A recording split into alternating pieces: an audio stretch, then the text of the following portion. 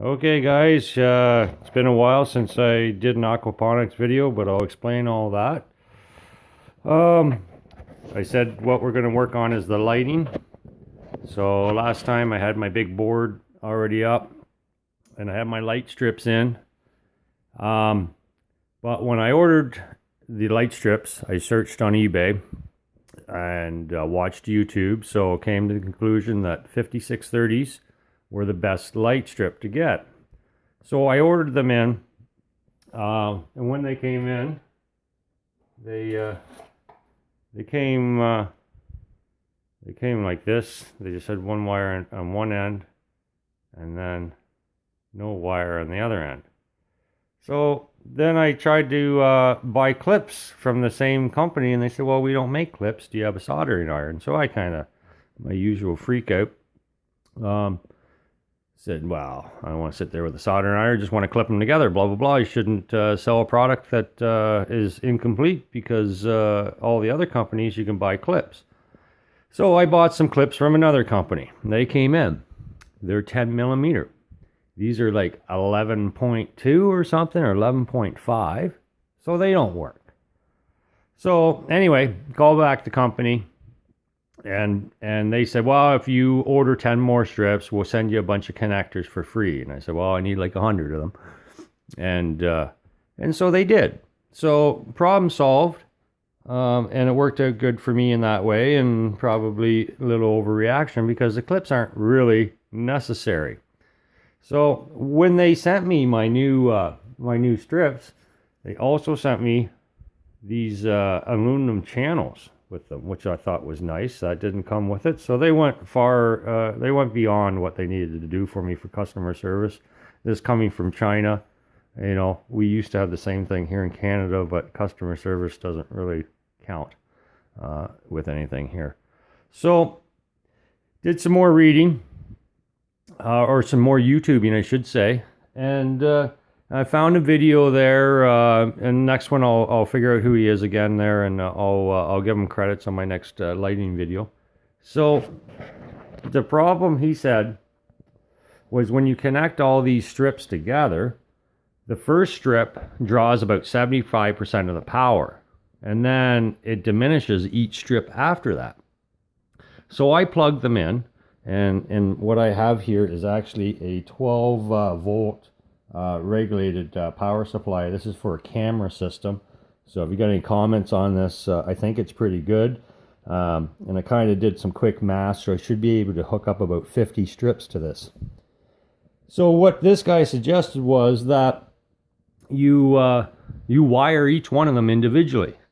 So I did a tester, and that's what I did. I just did two here for now on my foam board, and just to make sure that everything's okay. My first idea was to basically take the strips so that I could take them on and off with it with ease.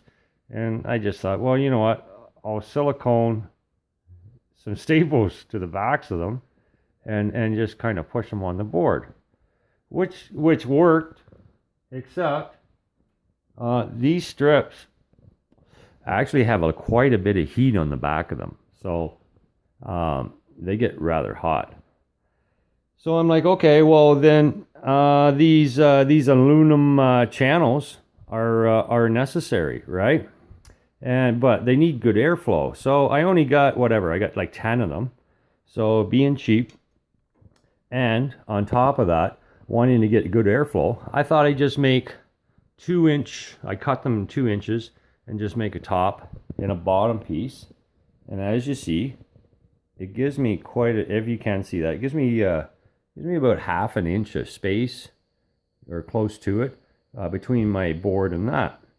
So that's because you want some good airflow to get rid of, dissipate the heat, right? So anyway, here we go. I'm gonna flip on my thing. Boom. She works good. Both lights look the same. Looks like the same amount of brightness. And like I say, when I hooked them up in series, you could tell by the eye that the first one had lots of brightness, and or lots of aluminums, and then the following ones were noticeably dimmer. So this looks pretty good.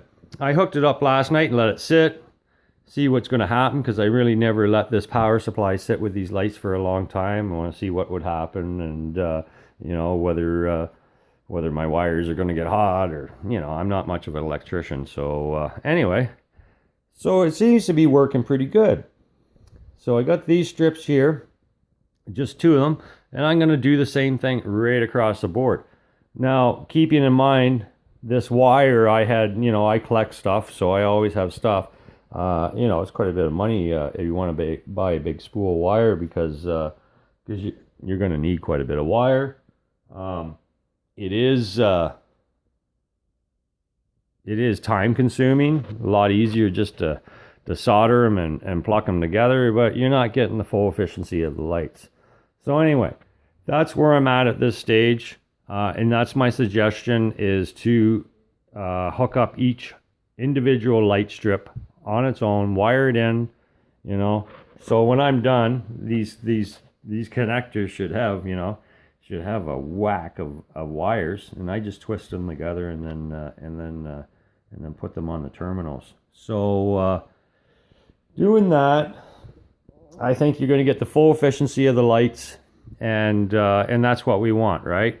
Now, maybe another mistake I made too is I chose more red than blue spectrum. From more research on YouTube, it probably is to my advantage to have more blue than red. Probably, you know, get fuller leaves and stuff. But I'm going to go with this. So my next video is going to have this board totally done, okay? And then I'm going to have it running. We'll go through the filtration system, which I still haven't done yet. But I got a cucumber plant that's inside. He's sitting by the window in soil. So I'm gonna change him and run him along these scaffold bars there. And he's already got a little cucumber, so I'm going to cheat. But so we'll see. Hopefully by the end of the weekend, I'm done this light board. I got my tanks cleaned out from before, and I got a few more add-ons for my tanks there that I want to go through. But in the meantime, the point of this video is, I think you need to hook these light strips up individually. Make sure and it's the backs that get very hot, right? The metal on the back. So I'm still confident with my foam board, because, like I say, I got about 1/2 inch of space. It's got a reflective backing, and I think I got a fan that I got set up behind just to kind of give the plants some strength there, get some motion and stuff. So I'm going to incorporate the fan. So I think maybe with the fan as well, it's going to help cool down. Now, the other thing I'm thinking before I go, with this long channel, if you lay it like this, the heat's got to escape, right? Heat rises. So that's kind of why I put them vertical. And I'm thinking with just these little clips here, there's just a little space behind there that's trapping the heat. The rest of it is open to the air. So I'm almost under the impression that it is a better idea to chop these up and get that good space. See, I can slide this channel right behind my lights, right? So that's how much airspace I got. So I can't see where I'm going to have a problem there as far as heating goes, and the only question is the distance to my rack from my light board. You know, my rack goes back on an angle, so obviously when I do the lower parts of the light board down here, it's going to be closer to this. It's only like 2 feet from this plant here, you know, and then obviously by the time you get up here, you know, we're about 5 feet. So, but then I still have my PAR 20 grow lights in the ceiling as well as my backup. I had them before. The plants were reaching for the sky. They lived. They didn't produce anything. They didn't get thicker. They just got taller. So they're trying to get the light, and it was enough to keep them alive, but not to do anything. So I'm going to keep these as the background, and And maybe as I go, what I ordered into is getting to be a long video here, is the waterproof coated wheel here of just what I get, like a white LED. So what I'm thinking is I'm gonna stick them when I get, you know, that'll be the last thing. Stick them along the pipes and see if I can't run it down the pipes or on, just to give it that extra boom. And then maybe behind, I'm gonna put some reflective backing behind my pipes on my 2x4 supports there, because I don't really need the light going in the back there. And so anyway, we are making progress. Very slow, but we got some lights. I'm going to turn it off. Some lights, you know, I just drilled a hole through. Well, I'll put a pencil through basically, but I'm going to use my drill to make it nicer next. And then just cut 2-inch little pieces, top and bottom. Obviously the wire's just going to hold it there, you know, if I want to get fancy.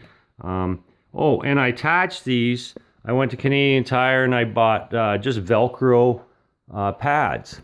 So I wanted to see, and they're just sticky back Velcro. So that's what's on the back. So like, I'm not committed here to this this board drilling and putting whatever through, or tie strap or whatever. It looks nice and neat. And I ran it last night, and the adhesive it's still the same. So I'm thinking the glue should stick, right? It's not going to get hot enough with that channel. So, you know, hey, this is a hobby, right? I don't think there's any right and wrong. Depends on how educated you are. I'm YouTube educated on all of this, and mathematics certainly is not my strong point. I can do house electrical wiring myself, but that's you know, I know how to put in pot lights, and that's about my electrical education. So anyway, next video, you're going to see a completed light board, maximum 50. I don't know how many I'm going to get on here. I haven't done the measurements.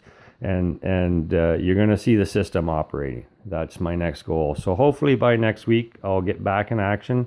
I know I haven't got a lot of hits on my video, but then again, I haven't got a lot of anything on my video. It's mostly me just blabbing like now. Anyway, all right, enjoy. Bye, guys.